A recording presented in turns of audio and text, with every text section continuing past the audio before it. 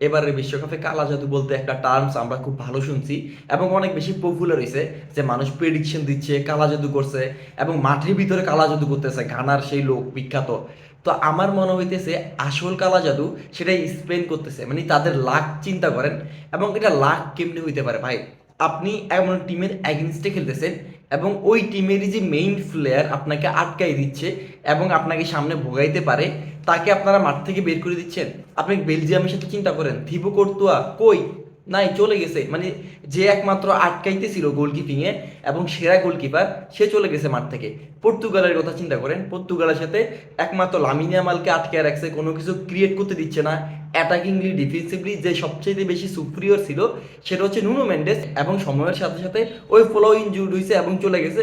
এবং ম্যাচের এমন একটা মোমেন্টে গেছে, তারপর থেকে স্পেন আবার নিজেদের রিদমে ফিরা শুরু করছে। লাস্ট আপনি ফ্রান্সের কথা চিন্তা করেন, সালিবা যে কিনা one of the best defender এবং যে কিনা বর্তমান যে বিশ্বকাপ চলতেছে বা পুরো সিজন ধরে বলেন তার উপরে কোনো ডিফেন্ডার নাই, সে চলে গেছে।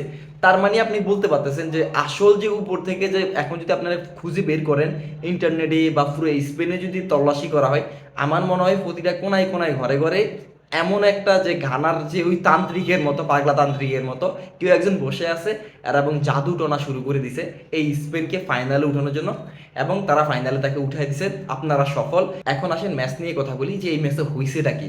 মানে আপনি ইমাজিন করেন যে আপনি এমন একটা টিমের অ্যাগেনিস্টে খেলতেছেন, আপনার এগেনস্টে খেলতেছে কিলিয়ান এমবাপ্পে, যে কিনা ওয়ার্ল্ড কাপেরই, বর্তমানে ওয়ার্ল্ড কাপ চলতেছে এখানের গ্রেটেস্ট প্লেয়ার।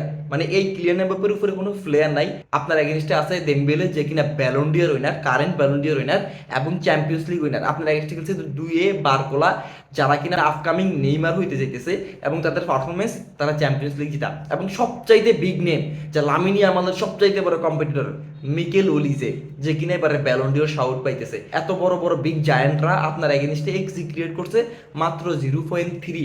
আপনি চিন্তা করেন যে তারা এক এক্সি ক্রিয়েট করতে পারে নাই, কোনো একটা বিগ চান্স ক্রিয়েট করতে পারে নাই, কোনো একটা গোলের চান্স ক্রিয়েট করতে পারে নাই। আপনি একটা বিগ চান্স ক্রিয়েটের পরে যান, একটা চান্স ক্রিয়েট করতে পারে না। এবং পুরো ফার্স্ট হাফ শেষ হয়েছে, ফ্রান্স একটা অন টার্গেট শট নিতে পারে নাই। আপনি এটা মানে আপনি এটা ইমাজিন করেন না, আপনি এটা ভাবেন না যেটা কেমনে হয়েছে। আমরা যারা স্পেন থেকে ক্রেডিট নিয়ে গেছি যে ঠিক আছে তোমার বিপক্ষে কে খেলছে, তোমার বিপক্ষে খেলছে কে বাদ্দে খেলছে, তোমার এগেনস্টে খেলছে সৌদি খেলছে, তোমার এগেনস্টে খেলছে নাল্লু টাল্লু কারা খেলছে, আমরা নিজেও যাই না। তো তারা তো ছোট দল, তারা তো আপনার আপনার বিপক্ষে শট নিতে পারবে না। ফ্রান্সের বিপক্ষে আপনি ডিফেন্স করে দেখেন, দেন দেখাই দিছে যে কেমনে ডিফেন্স করতে হয়। যে শুধুমাত্র যে ফিজিক্যালিটি দিয়েই যে আপনি কি ডিফেন্স করতে পারবেন তা না, আপনি টেকনিক্যাল যদি আপনি সাউন্ড হন আপনার খেলাতে, তাহলে আপনি এখান থেকে বের হইতে পারেন। এবং এই ধরনের ফ্রন্ট লাইন যাদের আছে তাদের এগেনিস্টেও আপনি আপনার গোল বার সেভ করতে পারবেন। সবচাইতে ফার্স্ট ক্রেডিট আমি দেবো, আমি আসবো টেকনিক্যালি কীভাবে আটকাইছে, আসেন সেটা নিয়েই প্রথমে তাহলে বলি। আমার কাছে সবচাইতে বেশি স্মার্ট হলে ওইটা লাগে, অনেকে পছন্দ করে যে হাই প্রেস করবে, হাই প্রেস করে বল উইন করবে এবং সেখান থেকে আপনি কাউন্টারে যাবেন, ইউরোপিয়ান ক্লাব যেমনি খেলায় আর কি। তো আমি এটার অনেক বড় ফ্যান না। আমি নিজেও যখন কারোর একটা আইডিয়া দেই কোনো একটা ম্যাচের ব্যাপারে, স্পেন আজকে যা করছে লাইক এরকমই করছে, আমার এটা এত বেশি পছন্দ যে আপনি ঠিক আছে আপনি প্রথম হাই প্রেস করেন, আপনি বল হারাইছেন, আপনি হাই প্রেস করে সেকেন্ড বল উইনে ট্রাই করেন, সেটাও তো স্মার্টলি আপনি করে ফেলছেন, আপনার কাছে বল আবার চলে আসে। থার্ড যেটা আপনি করতে পারেন যে ঠিক আছে আপনি বল হারাইছেন, ফ্রান্স বল পেয়ে গেছে, আমি কিন্তু ম্যাচের কথা বলতেছি, ফ্রান্স বল পেয়ে গেছে অ্যান্ড স্পেন প্রেস করতেছে, হাই প্রেস করতেছে, সেকেন্ড বল উইন করার ট্রাই করতেছে, কিন্তু তারা উইন করতে পারে নাই। তারা এমনভাবে ব্যাকে যাইতেছিল, তারা ওই প্লেয়ারগুলোর, ফ্রান্সের প্রত্যেকটা প্লেয়ারের, চুয়ামিনি, রাবিউটের কথা বলেন বা ওলিজের কথা বলেন, স্পেশালি বার্কোলার কথা বলেন, কিলিয়ান এমবাপ্পের কথা বলেন, এরা যারা বল ফ্রন্ট লাইনে পাইছে, ফাইনাল থার্ডের দিকে পাইতেছে, তখন স্পেনের প্লেয়াররা এরকমভাবে তাদেরকে মার্কিং করতেছিল এবং এরকম করে তাদের পাসিং লাইন কাটতেছিল যে তারা তাদের যে ফাইনাল থার্ডে যে পাস দেওয়ার কথা যার কাছে, তার কাছে পাস দিতেই পারে না। ওলিজে আপনি কই, আপনি দেখছেন ওলিজের যত বিগ ম্যাচ আছে, ওলিজের ওই পারফরমেন্স সবসময় যেন ডাউন পড়ছে। এবং আজকের স্পেনের সাথে ডাউন হওয়ার অন্যতম কারণ হচ্ছে মিডফিল্ডে তাদেরকে ওই পরিমাণ সাপোর্ট দিতে না পারা। আপনার যেমন যে লামিন ইয়ামাল, অ্যালেক্স বাইনা যেরকম মিডফিল্ডে আসা বল উইন করছে এবং সবচাইতে বেশি স্মার্ট প্লে এই রোল প্লে করছে অ্যালেক্স বাইনা, লামিন ইয়ামাল। এবং এই ম্যাচে লামিন ইয়ামালকে স্যাক্রিফাইস করছে, যে দে লা ফুয়েন্তে বলছে তোর কোনো ড্রিবলিং করার দরকার নাই, তুই জাস্ট স্মার্ট পাস কর। আপনি লামিন ইয়ামালের কাছ থেকে ড্রিবলিং দেখতেই ম্যাচ দেখছেন আমি শিওর, কিন্তু আপনি লামিন ইয়ামাল থেকে এই পরিমাণ স্মার্ট ফলে যে কিনা প্রতিটা পাস মিডফিল্ডে সঠিক জায়গায় পৌঁছানো এবং অ্যাসিস্টের জন্য প্রি অ্যাসিস্ট লামিন ইয়ামালই করছে, যে অ্যাসিস্টের জন্য বল প্রোগ্রেস করা। দেলাফ কিন্তু ওরে বলে দিছে তোর আজকের ওই ড্রিবলিং করে তোর দরকার নেই, আমি যেমনে বলি সেমনে খেল। এবং লামিন ইয়ামাল পাসিংয়ের দিক থেকে আজকে এমন একটা সুন্দর গেম উপহার দিছে আপনারা কল্পনা করতে পারেন না। এবং ওই বারবার নিচে ট্র্যাক ব্যাক করতেছিল, কিলিয়ান এমবাপ্পে একের পর এক ফাউল করছে, বল উইন করছে। আপনি ফিজিক্যালিটি দিছে, স্পেন এমএসএ ফিজিক্যালিটি দিয়ে বল উইন করছে, ফিজিক্যালিটি দিয়ে জিতছে, টেকনিক্যাল সাইডে তারা বারবার এরিয়ালে জিতছে, তারা ডুয়েল উইন করছে, সেকেন্ড বল উইন করছে।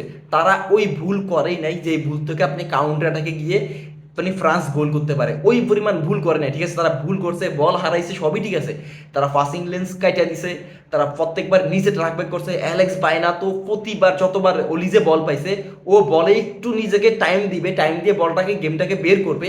অ্যালেক্স বাইনা পাগলা কুত্তার মতো নিচে নামছে, নাইমা খেফা কুত্তার মতো ওর থেকে বল নিছে, নিয়ে আবার বল প্রোগ্রেস করা শুরু করছে, মিডফিল্ডে দিছে। And Dani Olmo, oh my god, ওর যে মুভমেন্ট, ওর যে অ্যাসিস্ট করছে, আমি এটার হিউজ ফ্যান হয়ে গেছি। মানে অ্যাজ এ লামাসিয়ান প্লেয়ার, যে মানে বার্সার যে লামাসিয়ান যে প্লেয়াররা এত বেশি টেকনিক্যালি সাউন্ড এবং তাদের বিরুদ্ধে একটা কথা থাকে ফিজিক্যালি স্ট্রং না। ড্যানি ওলমোরও এখানে ফাউল করা হয়েছে, মানে ওর থেকে বল দেওয়ার জন্য বল গেছে, ও ওইটারে সামনে জাস্ট একটু হালকা টাচ নিয়ে বলটাকে প্রোগ্রেস করছে, পেদ্রো ফোরে 1v1 করে দিছে। এবং ডিফেন্ডাররা এই পরিমাণ লেজি, পেদ্রো ফোরো এখানে ফার্স্ট টাচ নিছেন, বলের উপরে এত টাইম নিছেন, তারপরে শট নিছেন, মাইক মাইনন এত উপরে চলে আসেন। ঠিক আছে, ও আসারই কথা, অ্যাডভান্স হওয়ারই কথা, কিন্তু ডিফেন্ডাররা কই, কোথায় উপামেকানো যে এত বড় বড় হাতির মতো বলতেছি, জেরাফের মতো তোর এত বড় পা, তুই তো দুইটা স্টেপ দিলে তুই বলটা রিকভার করতে পারোস। প্রত্যেকটা প্লেয়ার দাঁড়ায় দাঁড়ায় ম্যাচ দেখতেছিল, মানে ফ্রান্সের ডিফেন্ডাররা এত বেশি শেকি ছিল। অ্যান্ড আমি আরেকটা কথা বলছিলাম আমার প্রিভিউতে, যে এই ম্যাচটা চেরকির, এবং চেরকি আসলে ম্যাচটা চেঞ্জ করে দিবেন। আসলেই তাই হয়েছে, চেরকি আসছেন, বলটাকে রিসিভ করছে নিচে, বারবার বল প্রোগ্রেস করছে, কিলিয়ান এমবাপ্পের সাথে 1-2-1 করে ওরে এমন একটা চান্স ক্রিয়েট করে দিয়েছেন। এবং কুকুরেয়া ওই যে ভূত আসছে এবং ভূতের মতো আয়সা ওই বল ক্লিয়ার করছে, যেটা আপনি বলতে পারেন ফ্লাশ হয়ে গেছে, কুকুরেয়া ফ্লাশের মতো আসে বল ক্লিয়ার করছে।